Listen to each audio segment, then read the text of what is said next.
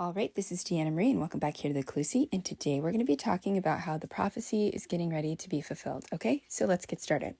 All right, so Bible reference today is going to be 2 Kings 9, verse 36. Okay, and 37. I guess I'm going to have to repent too, because I was supposed to talk about this yesterday, guys, but I hate giving messages like this. Whenever these ones come up, I'm like, oh, I don't want to talk about this.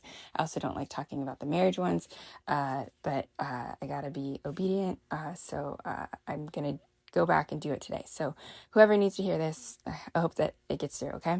Okay, so it's about Jezebel and Ahab. Okay, these two were, Ahab was a king, Jezebel was his wife, and man, she was one of the foulest individuals that was in the Bible. She was having people killed, taking their stuff. She was trying to kill Elijah, which was God's prophet, the whole time. Like the whole time. And it didn't matter. Ahab and Jezebel knew that God was with Elijah, and they didn't care. They just wanted him dead. And they thought by killing him, I think, that it meant that the prophecy that God had spoken over their life, which was basically, that's enough of that. I'm not playing around with you anymore. Now you're getting ready to have to deal with me personally. I think that they thought if they killed Elijah, that would take away that punishment. That's not going to happen. And for some of you guys, this has to do with your enemies, maybe people that did some foul things against you. You might have even warned people like, hey, if you don't stop doing what you're doing, God's going to intervene, and you don't want that. So you better just stop doing what you're doing. And I'm sure they've heard it. If they didn't hear it from you, they heard it through somebody. Believe me, when God needs to dictate a message like that to somebody, he gets it through there. And whatever line that he put in front of you, and they crossed it, that the prophecy being fulfilled part comes into place when God said, all right, you want to play games? You don't want to listen to me? Now you're going to get ready to walk through the fire. Sometimes it's even the same stuff that they put you through.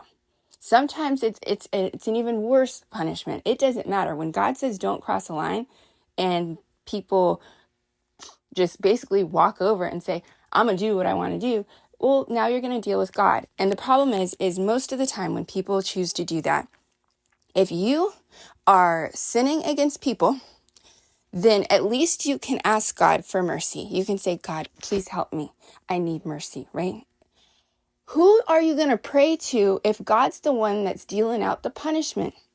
There's nobody to plead to for mercy. And that's why you should not fear man at all. I don't fear anything that man, there's nothing that can be done to me that would make me more scared of like a man versus God.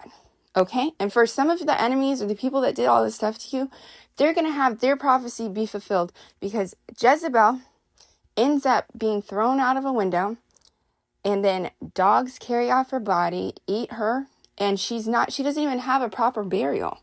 Her burial is like in the mouths of like dogs that ate her. How disrespectful is that? And God told her not to do it. And her and Ahab, they didn't want to listen. They both died separately in embarrassing manners. Okay. Ahab I think he went to battle. He tried to dress up like not a king and fool everybody. And you can't fool God. He already knows what he's doing. There's nothing to say. But if you are Elijah and you were the one that was being picked on and all kinds of other stuff, guess what?